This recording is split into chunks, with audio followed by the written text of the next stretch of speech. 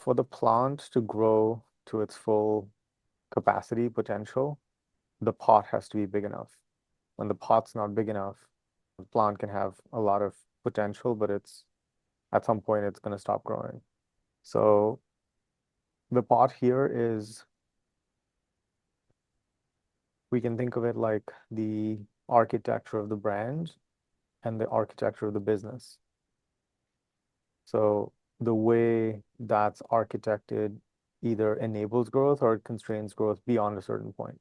That's one. Second is, what I find is that, yeah, the internal stuff definitely makes a huge difference and impact, but it's also how, what the model is that you're using, because the right model is what makes the difference between forcing for some amount of growth versus flowing for a lot more growth with a lot more ease. And one of the core things that I find is that for most entrepreneurs, the model is not aligned to the founder. And so it's three core categories of alignment, right? So one is, what we're teaching has to be aligned with what we're really excited about and jazzed about and what really turns us on. Second is, what the business offers as a product or service or solution has to be aligned with what the market wants. We try to sell something that people don't actually want, they're not really looking for, it's going to be much harder. And again, it's going to create the need for force, right? Because we see those people, they're really trying to make it work. The third is the alignment between the founder and the model. And often this is another area where there isn't very tight alignment, because what happens is that either there is some incompatibility between the founder, their values, their psychology, and what the model requires of them and what it offers them, right? Or the model doesn't actually lead to the life that the founder wants. So more growth means that they're going further away from what they actually want. And sometimes this is all unconscious. All three of these are unconscious to varying degrees, right? Because it's not a binary. It's not, are we aligned or not? It's how aligned are we? And what I find is that at different levels of the game, we have to come back and do this work again. As in, Yes. it takes like continual work to, because the business we start at a, like, if someone's doing like multiple six figures, now it's a different business. And when they're doing multiple six figures a month, that's again a different business. Yes. And so each time we grow, in a way, we fall out of alignment.